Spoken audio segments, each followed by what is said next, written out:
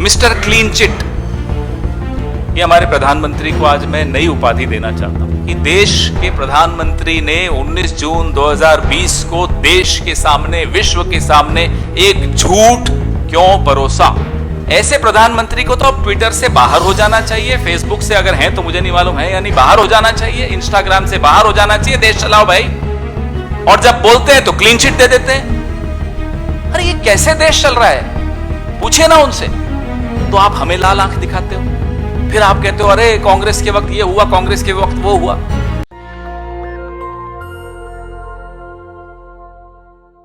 न कोई घुसा हुआ है यूपीएससी में या कौन बनेगा करोड़पति में। अगर ये सिर्फ लाइनें डाल दें तो सबको मालूम पड़ जाएगा ये किस व्यक्ति ने किस विषय पर बोला और उसका परिणाम क्या भुगतना पड़ रहा है आज भारत को। मिस्टर क्लीन चिट, ये हमारे प्रधानमंत्री को आज मैं नई उपाधि देना चाहता हूं। मिस्टर क्लीन चिट ने चीन को एक क्लीन चिट दी 19 जून 2020 को यह वक्तव्य देकर। इतना गैर जिम्मेदाराना बयान था कि जितनी बार इसको दोहराया जाए उतना कम होगा। इस वक्तव्य की वजह से जो हमारे गलवान को लेकर, घोघरा को लेकर, हॉट स्प्रिंग के एक हिस्से को लेकर जो करारनामे भी हुए हैं, जो समझौते भी हुए हैं, वह भी गैर बराबरी के समझौते हो गए। The balance is tilting towards China. गैर बराबरी के समझौते क्यों हुआ? चीन की समझ में आ गया, विश्व की समझ में आ गया कि भारत में एक ऐसा प्रधानमंत्री है जिसको भारत की भौगोलिक संप्रभुता से अधिक, भारत की सीमाओं की सुरक्षा से अधिक अपनी कृत्रिम छवि की चिंता ज्यादा है। Here is the Prime Minister in India who is more worried about an artificial image of masculinity which he has created about himself, much more worried about that than the geographical integrity of the borders of India.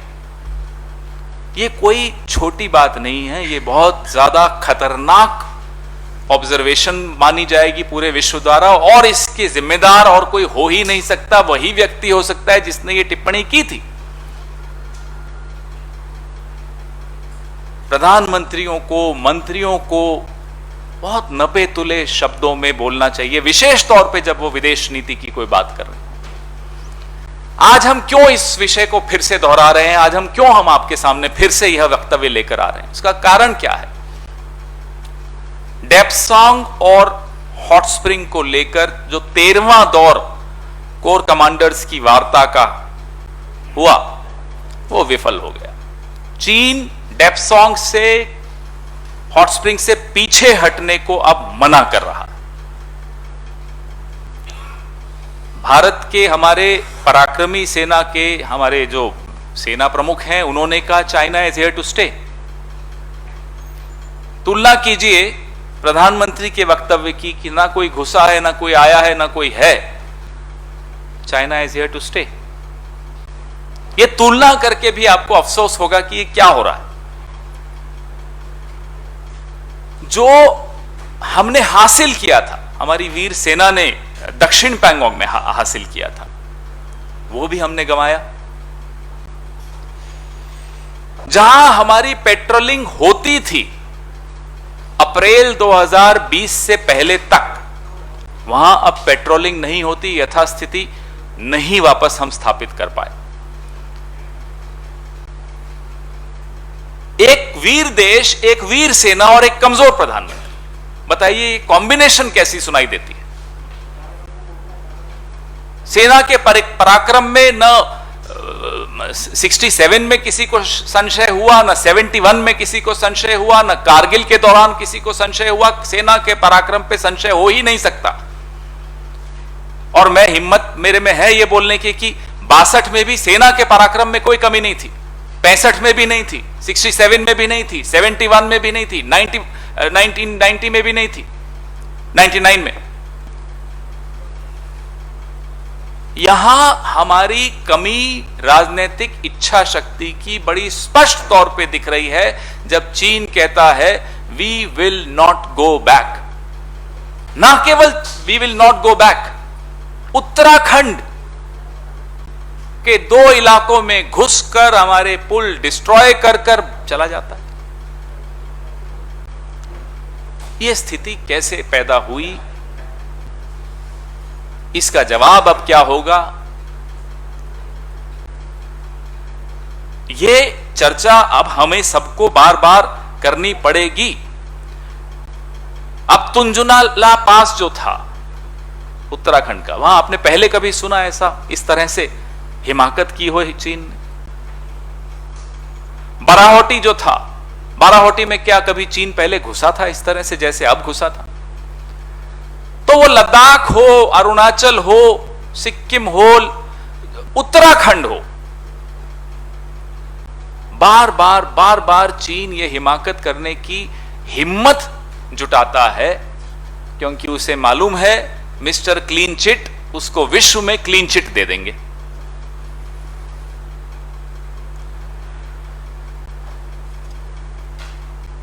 आप कल का जो statement आया ministry of external affairs का कि unilateral attempts हो रहे हैं चीन द्वारा स्टेटस को, यथास्थिति को डिस्टर्ब करने के, उसको भंग करने के, इस स्टेटमेंट को आप तुलना करिए 19 जून 2020 के। मैं बार बार 19 जून 2020 का वो दिन आपको स्मरण कराता रहूंगा क्योंकि वह दिन इस देश के इतिहास में एक काला दिन या काला अध्याय माना जाएगा जब देश के एक प्रधानमंत्री ने दुश्मन को क्लीन चिट दी और वो गलत क्लीन चिट थी। वो अलग बात है कि 2021 के पहले 6 महीने में चीन से हमारा व्यापार 62.7% बढ़ गया है। आप बताइए, दुश्मन देश रिकॉर्ड तोड़ व्यापार, 62.7% बढ़ जाना व्यापार का एक दुश्मन देश से कैसे संभव होता है? क्योंकि मिस्टर क्लीन चिट ने क्लीन चिट दे दी। हम सरकार से यह जानना चाहते हैं कि देश के प्रधानमंत्री ने 19 जून 2020 को देश के सामने, विश्व के सामने एक झूठ क्यों परोसा? Why did the Prime Minister of India lie to the nation, to the world, giving a clean chit to China, a misplaced clean chit to China? 100 PLA के सैनिक उत्तराखंड के 5 किलोमीटर भीतर घुसकर बाराहोटी और तुंजुनला पास में कैसे घुसकर आए और पुल तोड़कर वापस गए? अगस्त 30, 2021 आप ही लोगों ने रिपोर्ट किया था। यह संभव कैसे हुआ? यह क्यों संभव हो रहा है कि लद्दाख, उत्तराखंड, सिक्किम, अरुणाचल प्रदेश में बार बार चीन आकर अपना इंफ्रास्ट्रक्चर मजबूत कर देता है? 2005 की एक एग्रीमेंट मनमोहन सिंह जी के वक्त हुई थी, उससे पहले भी 4 एग्रीमेंट्स हो चुकी हैं। 93 की एक एग्रीमेंट थी, बॉर्डर पे कैसे कोएग्जिस्ट करना है उसको लेकर, कैसे साथ साथ समन्वय के साथ रहना है बॉर्डर पे उसको लेकर। क्या हुआ उन एग्रीमेंट्स का? आखिर क्या कारण है कि 5 एग्रीमेंट जो हिंदुस्तान और चीन के दौरान पिछले दशकों में हुई, आखिरी मनमोहन सिंह जी के वक्त 2005 में हुई, जो बड़ी अच्छी एग्रीमेंट मानी जाती है विश्व समुदाय द्वारा, उन एग्रीमेंट्स को आप यह सुनिश्चित नहीं कर पा रहे कि चीन उन एग्रीमेंट्स पर रहे। You have diluted those 5 agreements between India and China, the last one being under Dr. Manmohan Singh in 2005, on how to coexist on the borders. Why is this weak government unable to make sure that China adheres to these agreements also? We have a brave nation, we have a brave army, and the army has repeatedly proven its track record of bravery, whether it's 62, 65, 71, 67, 91, 1999. during Kargil. Every time the army has proved its ability, its competence. So why do we have a weak prime minister who dilutes every strength of India? जो चीन की बार बार हमारे सीमाओं में घुसने का जो एक सिलसिला पिछले 1.5-2 सालों से विशेष तौर पे चल रहा है, जो हमारा दौलत बेग ओल्डी सेक्टर है, डेप्सांग सेक्टर, और डेप्सांग तो मैं आप सबको याद होगा, डॉक्टर मनमोहन सिंह के वक्त भी डेप्सांग में चीन ने हिमाकत की थी 2013 में, 21 दिन में वापस चले गए थे।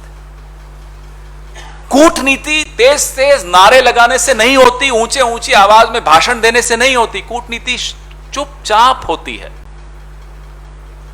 There is strength in silence in diplomacy, and the silent diplomacy of doctor Manmohan Singh gave us results.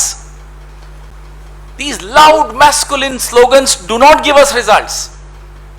Now that comparison has to be made. वो तुलना करते रहना पड़ेगा।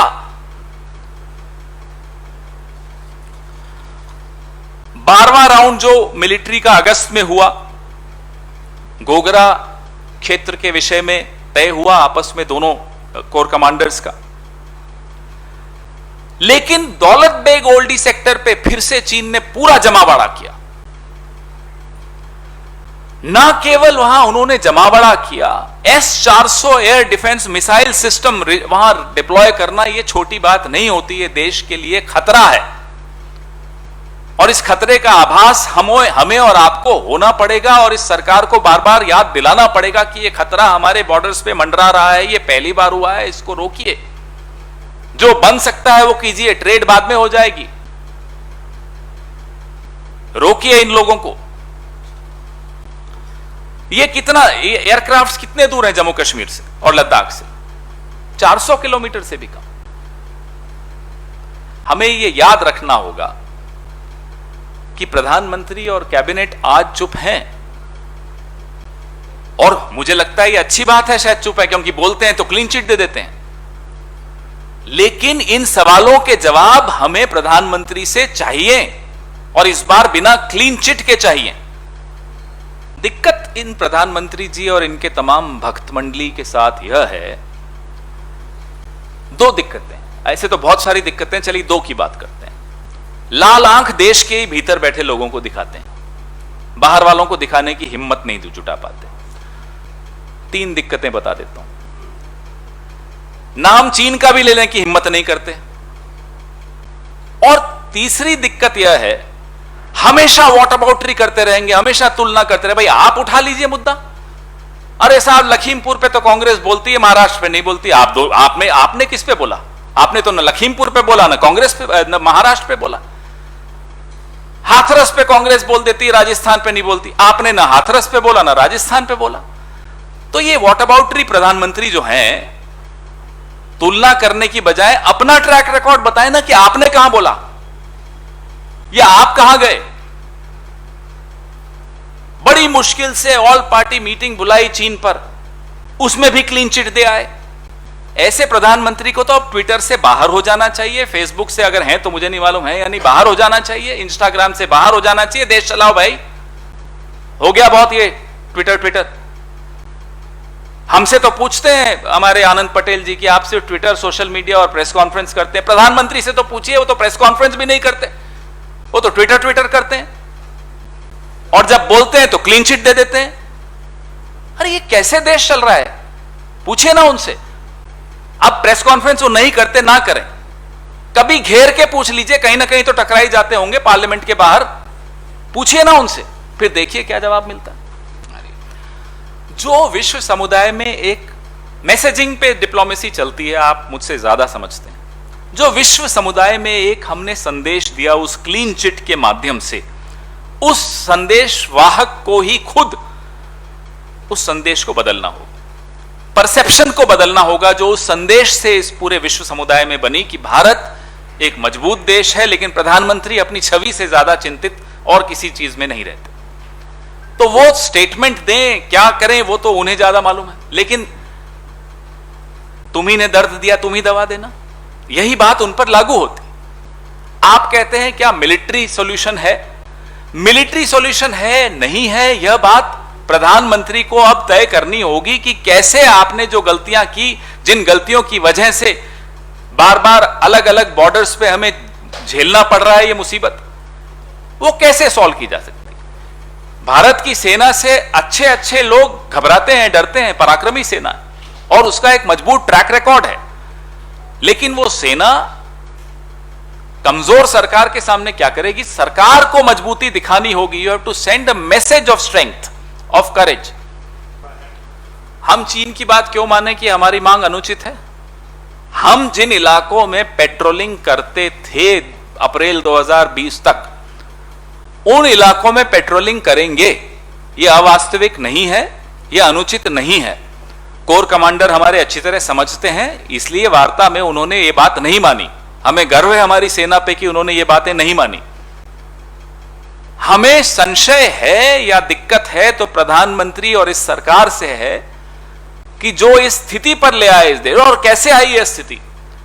एक तो आपका रवैया शुतुरमुर्गी रवैया कि कोई आया ही नहीं, कोई घुसा ही नहीं, कोई आए है ही नहीं। दूसरा, जब आपको हम यहां बैठकर तकाजा करते हैं कि साहब देखिए क्या हो रहा है डेप्सांग पे, हॉट स्प्रिंग पे, घोघरा में, तो आप हमें लाल आंख दिखाते हो। फिर आप कहते हो अरे कांग्रेस के वक्त ये हुआ, कांग्रेस के वक्त वो हुआ। कांग्रेस के वक्त 2005 की एग्रीमेंट हुई, कांग्रेस के वक्त 2 बार भूगोल बदला देश का, हम लोगों ने बदला। नाथुला में कांग्रेस ने बदला लिया 62 का। 71 में कांग्रेस ने क्या किया, सबको मालूम है ये बात। तो आप हमें या आप मीडिया वालों को लाल आंख दिखाने से अच्छा चीन को दिखाओ ना, जो वादा करके आए थे। देखिए, गुडविल जेस्चर्स के खिलाफ कोई भी ऐसा व्यक्ति नहीं हो सकता जो कई सालों तक सरकारों का हिस्सा रहा हो, कोई पार्टी मेरा मतलब। लेकिन गुडविल जेस्चर्स का एक समय होता है। क्या यह उचित समय है ऐसे गुडविल जेस्चर्स का जब कश्मीर में आपके लोग मारे जा रहे हो, वीर सैनिक मारे जा रहे हो? अभी कल 5 लोग हमारे जवान शहीद हुए। क्या यह सही समय है गुडविल जेस्चर्स का? 2014 में आपने अपनी शपथ ग्रहण में बुला लिया था, ठीक है, कुछ लोगों को आपत्ति थी, हमने सोचा नई शुरुआत करना चाहते होंगे। फिर आपने क्या किया? आप चले भी गए बिना बुलाए जन्मदिन मनाने। उसके बाद आपके साथ क्या हुआ? उरी हुआ, पठानकोट हुआ, पंपोर हुआ, पुलवामा हुआ, क्या क्या नहीं हुआ आपके साथ। तो goodwill gestures are an essential part of building confidence amongst nations, but the critical aspect of goodwill gestures is the timing. I don't think this is a good time for such goodwill gestures. गृह राज्य मंत्री खुद इस्तीफा तो दिया नहीं, हमने बर्खास्तगी की मांग की, और उसके बाद की जब सुप्रीम कोर्ट ने किस सख्त लहजे में पूछा सरकार से कि क्या हर 302 के आरोपी को इसी तरह से आप पेश आते हैं, उसके बाद अब वो हिरासत में है। कुछ आज मीडिया रिपोर्ट्स आई जिसमें सीसीटीवी फुटेज भी बड़ा स्पष्ट है कि आशीष मिश्रा उस गाड़ी में मौजूद थे। तो उसके बाद 1 मिनट का समय नहीं लगाना चाहिए प्रधानमंत्री को अजय मिश्रा को बर्खास्त करने में। जितना वो समय लगा रहे हैं उतना इस देश के मन में यह स्पष्ट होता जा रहा है कि प्रधानमंत्री की या तो कोई दबाव में है प्रधानमंत्री जी, और कई बार ऐसा ही उदाहरण मिला है कि प्रधानमंत्री जी दबाव में ही रहते हैं, अपने ही लोगों से ज्यादा दबाव में रहते हैं, और या फिर प्रधानमंत्री जी की नजरों में यह गुनाह है ही नहीं। भाई, उनका एक मुख्यमंत्री, पसंदीदा मुख्यमंत्री, हैंड पिक्ड मुख्यमंत्री हरियाणा का किस तरह की भाषा में किसानों के लिए बात करता है। तो ये 4-5 उदाहरण अगर हम सामने रखें तो कई बार मन में बड़ा अफसोस होता है कि शायद प्रधानमंत्री को कोई आपत्ति ही नहीं है कि किसानों को रौंद के मार दिया गया, उनको कुछ में गलत लगता ही नहीं है, यही होगा। अदरवाइज तो बिल्कुल हटा देना चाहिए था, 1 मिनट नहीं लगाना चाहिए था। सरकार देश के साथ क्यों नहीं खड़ी? सरकार सैनिकों के साथ क्यों नहीं खड़ी? सरकार क्लीन चिट ये सरकार दे और मिले हुए हम हैं, ये कौन मानेगा? आरएसएस की डेलीगेशंस जा जाके कम्युनिस्ट पार्टी से मिलती थी जब हम सरकार में थे, कहते थे ट्रेनिंग ले रहे हैं उनसे। क्या ट्रेनिंग ले रहे थे साहब आप उनसे? आपके दोवल साहब के सुपुत्र कहां कहां जाते हैं, किस किस से मिलते हैं, कौन कौन सी फाउंडेशन है, किन किन फाउंडेशंस के रिश्ते किन देशों से हैं, हम तो नहीं पूछते। हम तो सीधा सीधा कहते हैं कि साहब अगर रिश्ते हमारे हैं तो क्लीन चिट आप क्यों दे रहे हो? अरे साहब राजीव गांधी फाउंडेशन ने पैसे ले लिए, सुनामी में लिए थे, खुल के लिए थे, वाइट में लिए थे, कई लोगों से लिए थे, पैसे हमने लिए, जमीन आप दे रहे हो, ये कौन सा रिश्ता है आपका? ये अजीब सी बातें। यही देखिए, ये आपने जो आज सवाल पूछा बड़ा महत्वपूर्ण सवाल है। सवाल इनको चीन से करना चाहिए, सवाल पूछ रहे हैं देश वालों से। लाल आंखें दिखानी चाहिए चीन को, लाल आंखें दिखा रहे हैं मीडिया और कांग्रेस को और विपक्ष को। ये क्या, किस तरह का आप सरकार चला रहे हैं जहां आपके बस की नहीं है कि अपनी सीमाओं की रक्षा करें? विफल आप हो रहे हैं सीमाओं की रक्षा करने में, जिम्मेदार किसी और को ठहराते हैं। सरकार आप चला रहे हैं भाई। 2013 में डेप्सांग में घुसा था चीन, 21 दिन में मनमोहन सिंह सरकार ने बाहर कर दिया था या ना कर दिया था? तो अगर ऐसा ही कोई प्रगाढ़ संबंध थे हमारे छिपे छिपे, तो क्यों बाहर कर पाए हम? तो रह जाते यहीं।